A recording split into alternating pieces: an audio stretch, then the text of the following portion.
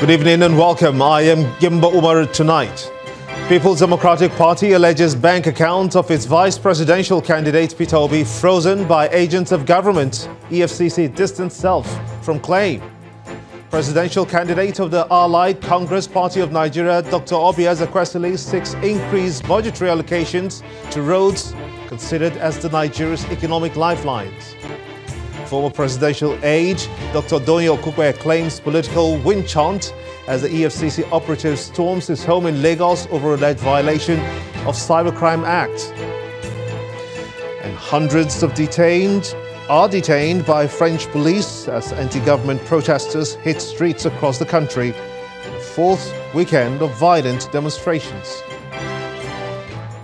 And on business news tonight, Central Bank of Nigeria to establish microfinance bank in partnership with NIPOs across the country in January 2019. And on sports news tonight, Super Falcons to face host France, Norway and Korea Republic in the group stage of the 2019 FIFA Women's World Cup.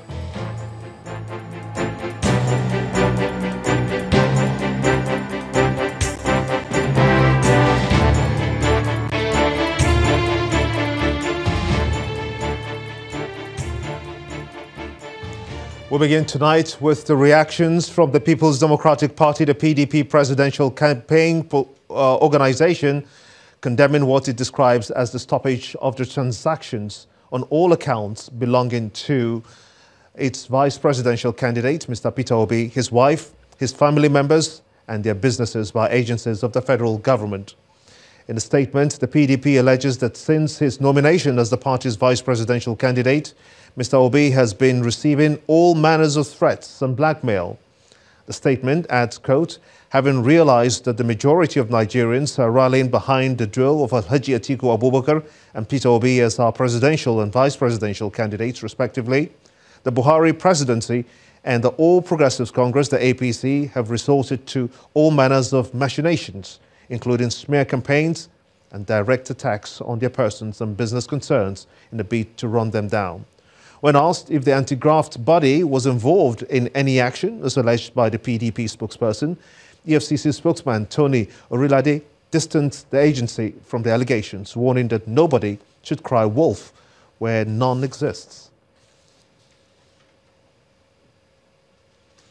And notwithstanding the controversies about who will represent the People's Democratic Party in next year's governorship elections in Ogun State, the leadership of the PDP has presented the party's flag to Mr. Ladi Adebitu. The national chairman of the PDP, Mr. Uche Secondos, made the presentation at the party's headquarters in Abuja along with its governorship candidates from Lagos and Oyo State. The PDP also faulted the Independent National Electoral Commission, INEC, for not accepting some names it forwarded to the Commission for the 2019 polls. Those who want to contest with us in Ogun should be prepared. The truth is that the process was duly followed and confirmed by the highest body of our party. You cannot come outside the process to steal mandate. It's criminal for one person to raise and print forms, sold the form to himself, screen himself, and then conduct for himself Congress. No one will win us or blindfold us. And so, by the grace of God, we have 3 candidates in these 3 states, and we'll hand over flags to them. Whatever they have had nothing to do with us handing over our flag to our candidate and for our candidate to campaign. Even INEC said only the list that will be submitted by the national chairman, signed by the national chairman and secretary, national secretary. Why is the case of Ogun different? we leave that for the cost. We believe that justice will be done. Meanwhile, the presidential candidate of the Allied Congress Party of Nigeria, Mrs. Obi Ezekwesili, believes a lot still needs to be done to ensure Nigerians enjoy good road infrastructure. She complained about what she describes as poor maintenance of the Lagos-Ibadan Expressway, despite the ongoing repair works. Mrs. Obi Ezekwesili is advocating an increase in budgetary allocation to road networks considered as the nation's economic lifelines. This road is the economic artery of the country. So there are many things that are going together here. The poor state of the infrastructure, the poor management, traffic management system, the challenges of categorization of road users on this kind of a stretch of road, the policy on the weight of usage that happens on the road, the maintenance issues. So the entire thing, we normally call it road governance challenges. So you look at your road governance strategy and there is an issue there. And for this road particularly has a resonance for me because this was a road when I was at the World Bank that we actually had it was a $400 million loan to enable this road be constructed. It ended up in some, the government actually did not. We had to move that money towards supporting the Federal Road Safety Corps. That's how come you saw that change program that the Federal Road Safety Corps did. There has to be a complete rethink of the road strategy in our country. We can't, when you look at the budget of the country, it's going to be impossible for us to solve the problem, this major problem of roads, just the highways and then all the trunk roads and then the rural feeder roads. Okay. Because look at what the Chinese say. The Chinese say if you want to get people out of poverty, give them roads. They understood it. The roads link your people to the market and improve their productivity and their competitiveness. Okay. The Action Democratic Party appears not to be on the same page with the ADP, as it has announced the CUPP for adopting the flag bearer of the People's Democratic Party, the PDP, as their consensus candidate in next year's election. For the national chairman and presidential candidate of the ADP, Yaba Yisani, the party is not part of any coalition that adopted the PDP presidential candidate Alhaji Atiku Abubakar. He said that the ADP has a distinct ideology whose sole aim is to provide a credible alternative to the Nigerian electorate.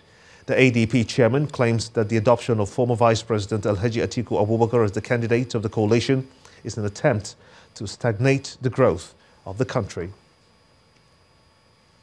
Staying with politics, the Action Democratic Congress, ADC, has reaffirmed its commitment to the Memorandum of Understanding which it signed as a member of the coalition of the United Political Parties, the CUPP. The national chairman of the party, Ralph Nwosu, who stated this at the end of the party's NEC meeting in Abuja, boasted of the capacity of the ADC to produce the next president of Nigeria based on his membership of the CUPP. The CUPP had earlier in the week adopted the candidate of the PDP, Alhaji Atiku Abubakar, as its consensus candidate for the elections next year. Correspondent Terry Kumi now reports. It is the extended National Executive Council meeting of the Action Democratic Congress and fundraising dinner. According to the party, the fundraiser is to ensure that the party stays within the confines of the Electoral Act, which specifies the limit on campaign funding. The senator representing Adamawa Central expresses confidence in the capacity of the party. People were waiting for an alternative to APC and PDP. We brought the alternative, they got it, and then that's it, we're ready. We're even ready for elections tomorrow. Following the endorsement of the PDP presidential candidate Atiku Abubakar by the Coalition of United Political Parties, CUPP, The chairman of the ADC reaffirms the party's commitment to that agreement. So wherever CUPP goes, ADC will go, as far as 2019 election is concerned. And as far as the presidency, that's the basis on which we signed an MOU. We have the capacity to produce the president of the country this time. But for us, ADC is not about the next election. ADC is about growing the country, nation building. He accuses President Buhari of nepotism. President Buhari divided this country. The first day, a few weeks after he got elected, he went to the UK and started talking about 90% and 5%. He divided the country. For you to grow up to a general and you feel that the only person who can be your national security advisor or who can be who can protect you is the person from your village. In a country where we have 200 million persons, then there's a strong problem. Other than the presidency, the ADC says it is optimistic of winning elections, claiming to have over 5 million active members. Terry Ikumi, Channels Television News. A former presidential aide, Dr. Doyin Okupe, has been speaking on the visit of the Economic and Financial Crimes Commission operatives to his home in Lagos today. Dr. Okupe, who had earlier tweeted that the EFCC officials stormed his house in the Lukpeju area of the city without an arrest warrant, told Channels Television that he was confronted with allegations of cybercrimes by the operatives. He added that the EFCC agents invited him for questioning and has offered an assurance to honor the invitation on Monday, as he has nothing to hide. Well, I won't call it a raid as such. I was in my sitting room in the afternoon, and I was told that some members of the EFCC were outside and they wanted to see me. And since, I'm not a criminal, I'm not aware of any offense that I've committed, my mind was very free. So I told them to open the gates and they should bring them in. So they brought them in, two of them, and to my sitting room. They showed me their identity cards, that they were from the EFCC, and that I should follow them. I found that quite troubling. You come into my house, no notice, no letter of invitation, nothing, no warrant of arrest, just that I should follow you on a Saturday. So I tell them that is not right, and that as a citizen of this country, I should not be treated that way. That I'm not a common criminal. I'm a well-known person, and I'm a responsible man. After I protested against and when I give them my word that I'll be with them on Monday, then they finally departed. Yes, they told me, they said cybercrime. I imagine that if you look at, recent times, that will include if you write something on Facebook, if you retweet something that, government considers to be, to be hate speech or something, those things have been added to cybercrime. I'm not a young man. I do not do anything without thinking. From the day I decided to support the presidential candidate of the PDP, I took that decision with all my mind, and knowing fully well that in the course of this, certain things can happen to you. It's something that is not unexpected. It's not something that is unexpected. In part two, after the break, National Assembly workers threaten another shutdown of the complex next week if their demands are not met by the management. Please stay with us.